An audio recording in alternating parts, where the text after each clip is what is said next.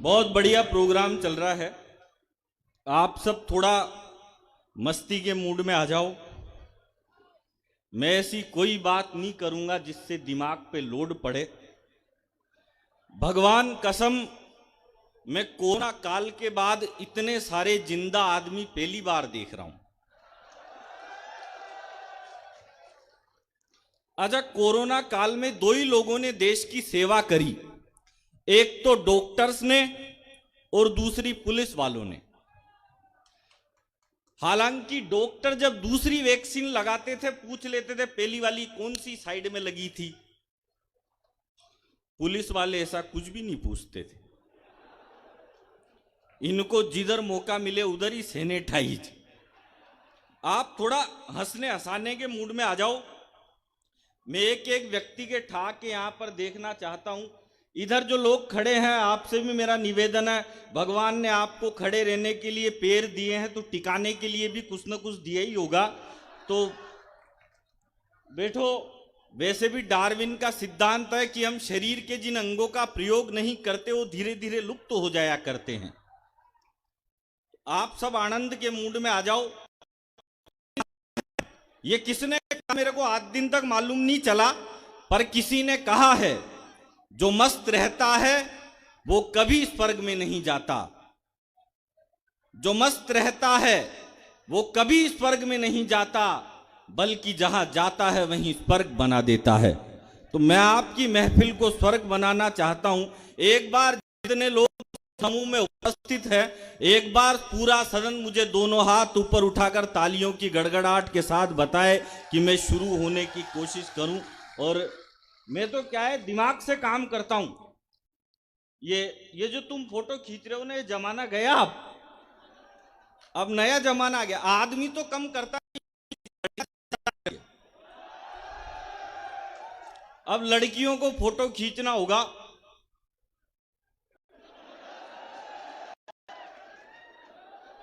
आप ढंग से देखना, सेल्फी खींचते टाइम लड़कियों का और बीड़ी पीते टाइम गांव के बूढ़े डोकरों का मुंह एक जैसा हो जाता है।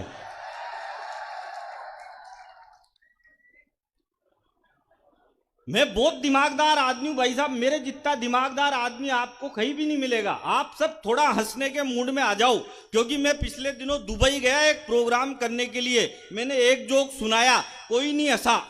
अब बहुत अमीर आदमी का प्रोग्राम, मैंने कहा भाई साहब आप हंसते क्यों नहीं हो? बोले यार मैं क्यों हंसू, मैंने तो हंसने के लिए आदमी रखे हुए हैं। और मैंने कहा यार गजब, ये तो ज्यादा ही अमीर है। फिर मैंने कहा थोड़ी तालियां वालियां ही बजा दो। बोला मैं क्यों तालियां बजाऊं, मैंने तो ताली बजाने के लिए आदमी रखे हुए हैं। बैठ जाओ रे।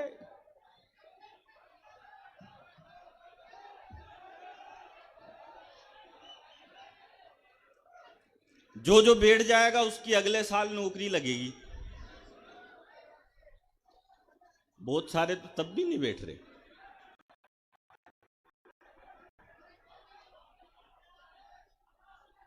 अब ये क्या है कि भीड़ ज्यादा आ गई, टेंट छोटा पड़ गया। टेंट छोटा क्यों पड़ा? क्योंकि भीड़ ज्यादा आ गई, तो टेंट छोटा पड़ गया। आप टेंशन मत लो, ये हल्ला हंगामा तो चलता रहेगा। आप सब आनंद के मूड में आ जाओ, क्योंकि मैं दिमाग से काम करता हूं। मैं पिछले दिनों एक दुकान पे गया, मैंने दुकानदार से कहा, मैंने कहा भाई साहब एक काम करो 5 किलो चावल दो। वो बोला किस में लेके जाएगा? अरे मैंने कहा ये थैला लेके आया ना, इसमें लेके जाऊंगा। उसने 5 किलो चावल थैले में डाल दिए। मैंने कहा एक काम कर 5 किलो बाजरा भी दे। वो बोला ये किस में लेके जाएगा? अरे मैंने कहा ये थैला इसी में मिक्स कर दे, मेरी लुगाई फिर ये बीनती रहेगी। तेरे को कई बात की टेंशन है? उसने दोनों एक में मिक्स कर दिए। मैंने कहा एक काम कर 5 किलो ज्वार भी दे। वो बोला ये किस में लेके जाएगा? अरे मैंने कहा इस थैले में मिक्स कर दे, मेरी लुगाई फिर ये बीनती रहेगी। तेरे को कई बात की टेंशन है? अब उसने तीनों एक ही थैले में मिक्स कर दिए। अब मैं जैसे ही थैला उठा के जाने लगा तो बोला भाई साहब पेमेंट। मैंने कहा पेमेंट अगले साल। बोला मैं उधारी में धंधा नहीं करता। मैंने कहा नहीं करता तो तेरा माल वापस पकड़, अपने को कई बात की टेंशन है यार। दिमाग से काम करना पड़ता है। मैं तो पिछले दिनों एक अंग्रेज मिल गया मेरे को। अंग्रेज मुझसे बोला तेरे को इंग्लिश आती है? मैंने कहा यस। बोला कितनी? मैंने कहा बस। बोला सही बता इंग्लिश आती है? कह रहा। मैंने कहा तू पूछ तो सही। बोला इंग्लिश आती है तो एक काम कर, वो जो लड़की साइड में खड़ी है उसको इंग्लिश में यहां बुला। अब इतनी सी तो मेरे को आती थी, क्योंकि मैं भी चौथ का बरवाड़ा का है। बोला इंग्लिश आती है तो एक काम कर, वो जो लड़की साइड खड़ी है उसको इंग्लिश में यहां बुला। तो मैंने कह दिया बेबी प्लीज कम हियर। लड़की आ गई, बगल में खड़ी हो गई, लेकिन अंग्रेज भी पट्टा डेढ़ छाना। बोला अब इसको इंग्लिश में वापस वहीं भेज। अब भाई साहब ये वाली मेरे को नहीं आती, लेकिन मैं भी दिमागदार आदमी, भगवान कसम में वहीं पे गया जहां से लड़की आई थी।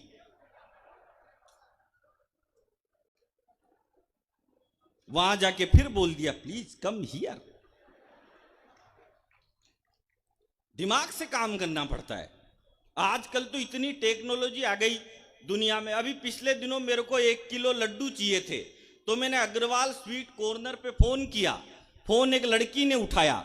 लड़की फोन उठाते ही बोली अग्रवाल स्वीट कॉर्नर में आपका स्वागत है। लड्डू के लिए 1 दबाओ, जलेबी के लिए 2 दबाओ और गुलाब जामुन के लिए 3 दबाओ। तो मैंने 1 दबा दिया, उसने फिर 3 ऑप्शन दे दिए। और मूंग के लड्डू के लिए 1 दबाओ, बेसन के लड्डू के लिए 2 दबाओ और बूंदी के लड्डू के लिए 3 दबाओ। मैंने फिर 1 दबा दिया, उसने फिर 3 ऑप्शन दे दिए। बोली 1 किलो के लिए 1 दबाओ, 10 किलो के लिए 2 दबाओ और 100 किलो के लिए 3 दबाओ। अब इस बार गलती से मेरे हाथ से 3 दब गया। थोड़ी देर बाद उस लड़की का फोन आ गया, सर आपने 100 किलो लड्डू का ऑर्डर दिया था। मैंने कहा मैंने तो नहीं दिया। बोला सर आपके नंबर से ही कॉल आया था। मैंने कहा देख हम 10 भाई हैं, रामलाल से बात करने के लिए 1 दबाओ, श्यामलाल से बात करने के लिए 2 दबाओ और आप लोग जोरदार तालियां बजाओ, क्योंकि जो जो मेरी बात पे ताली नहीं बजाएगा मैं उन सबको श्राप दे दूंगा, अगले जन्म में घर घर जाके बजानी पड़ेगी। बहुत सारे तो अभी भी नहीं बजा रहे। देखो एक आदमी की जिंदगी में उसके माथे पे 2 ही औरतें हाथ घुमाती है, एक तो मां और दूसरी बीवी। जब मां माथे पे हाथ घुमाती है तो बाल बढ़ते हैं, ग्रोथ स्टार्ट। और जब लुगाई माथे पे हाथ घुमाती है तो सुपड़ा साफ।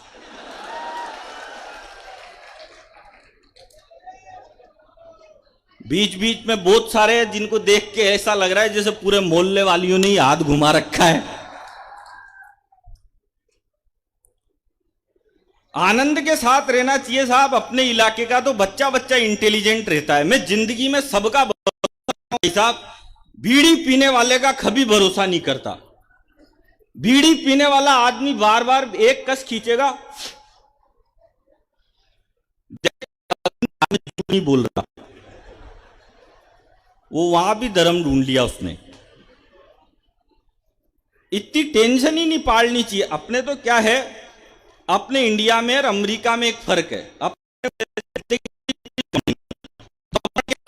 मोची के पास जाएंगे, वो जूते के रगड़ रगड़ के 10 मिनट तक पुलिस करेगा। अब अमेरिका में ऐसे नहीं करते। अमेरिका में तो क्या है, डायरेक्ट मशीन में पांव डालो और पुलिस होके आ जाएगी। फिर दूसरा पांव मशीन में डालो, उसके भी पुलिस होके आ जाएगी। लेकिन संकट ये होता है जैसे ही आप दूसरा पांव मशीन पांव पकड़ लेती है, फिर उसमें सिक्का डालो, जब पांव छोड़ेगी। तो डॉक्टर साहब के साथ ही गया था मैं अमेरिका। अब हम जैसे ही एयरपोर्ट पे उतरे तो वहां एक पुलिस की मशीन लग रही। तो डॉक्टर साहब मुझसे बोले कि यार ये पुलिस की मशीन लग रही है। तो एक डोसा का छोरा खड़ा खड़ा उस मशीन को टुकुर टुकुर करके देख रहा। तो डॉक्टर साहब मुझसे बोले यार ये डोसा का छोरा 1 घंटे से खड़ा खड़ा मशीन में क्या देख रहा है। मैंने कहा डॉक्टर साहब ये डोसा का है तो जुगाड़ ही देख रहा होगा। अब वो डोसा वाले ने जुगाड़ भी निकाल लिया। उसने क्या किया, पहला पांव मशीन में डाला, उसके पॉलिश होके आ गई, और दूसरा पांव उस मशीन में नहीं डाला, दूसरी मशीन में जाके डाल दिया, उसके फ्री में ही पॉलिश हो गई। और मजे तो इस बात के लेना, एक अमेरिकन जैसे ही आया और उसने जैसे ही पहला पांव मशीन में डाला, मशीन ने उसका पहला ही पांव पकड़ लिया। डोसा वाले तो किसी को भी फंसवा देते हैं। सही बताओ, हमारे पड़ोस का एक लड़का है, वो लड़का थोड़ा एक दिन वो मेरे पास आ गया। बहुत सारे आ जाते हैं भाई साहब ज्ञान मांगने वाले, ज्ञान मांगने वालों की कोई कमी नहीं है। एक हमारे पास आ गया, एक चोट का पकड़ा था, बोला अलबेला जी ज्ञान दो। मैंने कहा क्या ज्ञान चाहिए तेरे को? बोला भाई साहब ऐसा ज्ञान दो जो मेरी शादी होते ही लुगाई बिल्कुल चिकचिक नहीं करे। मैंने कहा ठीक है ले जा ज्ञान, पर ऐसा ज्ञान तो मेरे खुद के पास ही नहीं है। बोले यार आप तो इतने बड़े कवि हो, आप तो दे ही सकते हो ज्ञान। मैंने कहा ठीक है तो ले जा ज्ञान। मैंने कहा शादी कब है तेरी? बोला भाई साहब दिसंबर में। मैंने कहा ठीक है तो मैं तेरे को ऐसा ज्ञान देता हूं तेरी लुगाई जिंदगी में चिकचिक नहीं करे। अच्छा मैंने कहा एक बात बता, तू पीता है? बोला भाई साहब मैं तो हाथ ही नहीं लगाता। तो मैंने कहा हो गया काम। बोला करना क्या है? मैंने कहा कुछ भी नहीं करना, जाते ही लुगाई के पास शादी के दिन पहले ही दिन एक बोतल ले जाके रख देना। लुगाई देखते ही कहेगी ये कैसा बेवड़ा पति मिल गया मेरे को, पहले ही दिन बोतल लेके आ गया बूढ़ी में ही। तो उसी के सामने दीवार पे फेंक के फोड़ देना और कह देना लुगाई जब तेरा त्याग और बलिदान देखेगी तो जिंदगी भर तेरे संपट में रहेगी। उसने वैसा ही किया, शादी के पहले ही दिन लुगाई के पास बोतल ले जाके रखी। लुगाई भी डेढ़ शाणी देखते ही बोली ठीक है बनाओ, लेकिन मेरे पेग में सोडा मत डालना।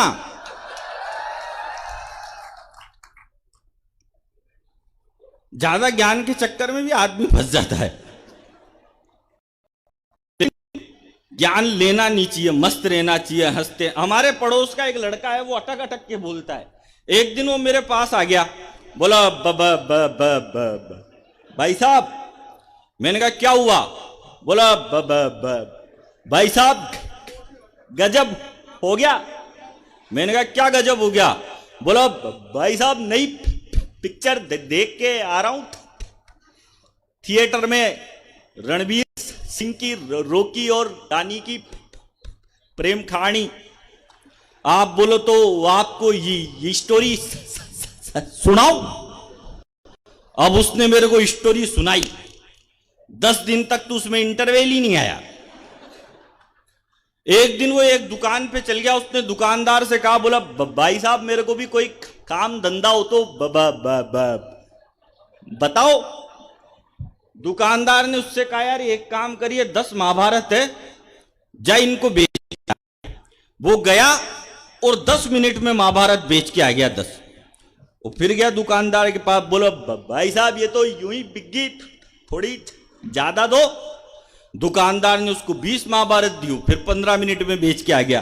फिर बोला भाई साहब ये भी यूं ही बिक गई, थोड़ी ग्रोथ बढ़ाओ। दुकानदार ने उसको 100 महाभारत दी, फिर आधे घंटे में बेच के आ गया। फिर बोला भाई साहब कम खाई को दे रहे हो, ज्यादा दो। दुकानदार ने उसको 500 महाभारत दी, वो फिर 2 घंटे में बेच के आ गया। तो दुकानदार का दिमाग खराब, बोले 500 महाभारत बेचने में आदमी की पूरी जिंदगी लग जाती है तो नहीं बिकती, तू जाता है घंटे 2 घंटे में कैसे बेच के आता है? तो बोला भाई साहब इसमें करना क्या है? घर घर जाता हूं, दरवाजा खटखटाता हूं और कहता हूं कि खरीद रहे हो कि पढ़ के सुनाऊं।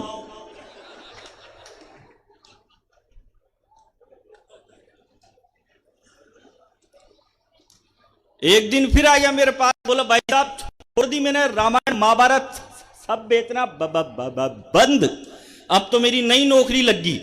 मैंने कहा नई नौकरी किसमें लग गई तेरी? बोला भाई साहब नई नौकरी मेरी रेलवे में लग गई। मैंने कहा रेलवे में किस चीज की नौकरी लग गई रे तेरी?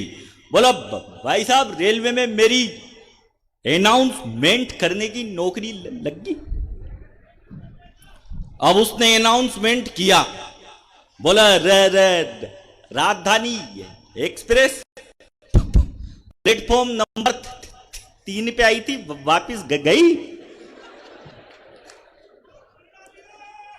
एक दिन वो क्रिकेट का मैच खेलने चला गया। अब क्रिकेट के मैच में उसको डायरेक्ट कप्तान बना दिया। कप्तान बनाया तो अंपायर ने उसके सामने सिक्का उछाला, बोला मांग हेड मांगेगा कि टेल मांगेगा। अब सिक्का आसमान में, यही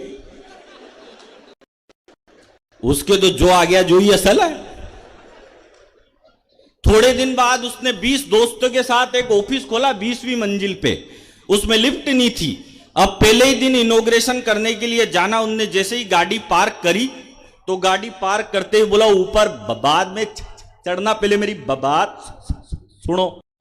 अरे बोला तू बहुत देर लगाएगा, बाद में बोलना, अभी 20 मंजिल चढ़ना है, लिफ्ट भी नहीं है। तो 2-3 मंजिल चढ़ गए। फिर वो बोला बात तो सुनो। अरे बोला तू बहुत देर लगाएगा। फिर 7 फ्लोर चढ़ गए। फिर बोला सुन तो लो। अरे बोला तू बहुत देर लगाएगा। फिर 20 फ्लोर चढ़ गए सब। तो 20 फ्लोर चढ़ते ही उनने सबने आपते आपते पूछा उससे, बोला अब बता भाई तू क्या बोल रहा था। बोला मैं तो ये बोल रहा था कि ऑफिस के ताले की चाबी तो नीचे कार में ही रह गई। आदमी कभी भी उलझ जाता है, उसका पता नहीं रहता। मैं 4 लाइनें आपको सुनाता हूं कि वो हम ही थे जो बचपन में बचपना भूल गए थे। वो हम ही थे जो बचपन में बचपना भूल गए थे। वो हम ही थे जो 23 साल की उम्र में फांसी के फंदे पर झूल गए थे। और आपको लगे कि मैं ठीक बात कहता हूं तो एक बार पूरा सदन तालियों की गड़गड़ाहट के साथ बताना मुझे। रुको, अभी एडवांस पेमेंट मत करो। वो हम ही थे जो बचपन में बचपना भूल गए थे।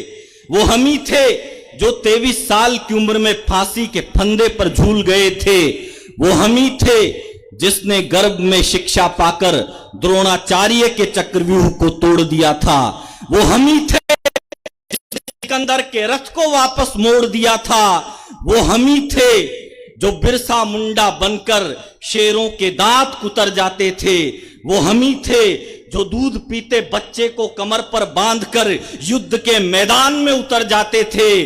वो हम ही थे जिसने अंगारों पर चलने का साहस जुटा लिया था और एक जड़ी बूटी मांगी थी किसी ने तो पूरा पहाड़ हथेली पर उठा लिया था।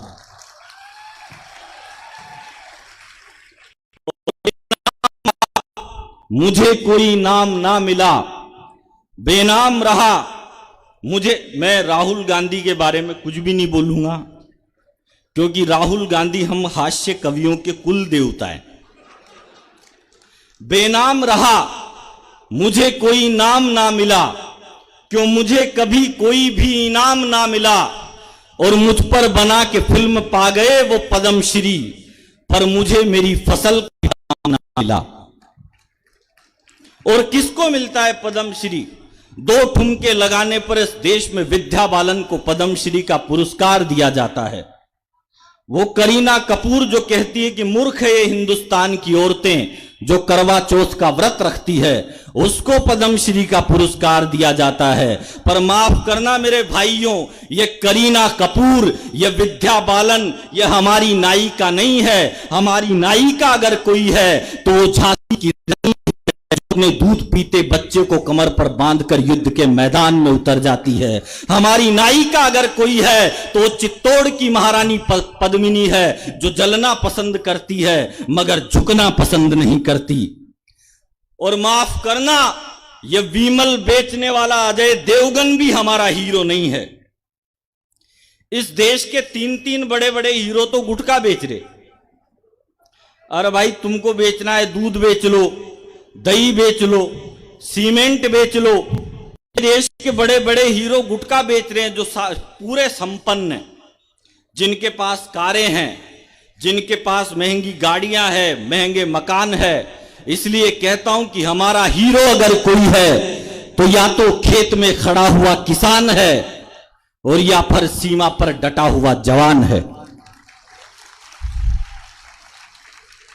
और आप बहुत अच्छा सुन रहे हैं और बहुत सारे कलाकार यहाँ है, तो मैं आप सबसे क्षमा याचना चाहता हूँ क्योंकि समय की अपनी कमी है। बहुत बहुत धन्यवाद।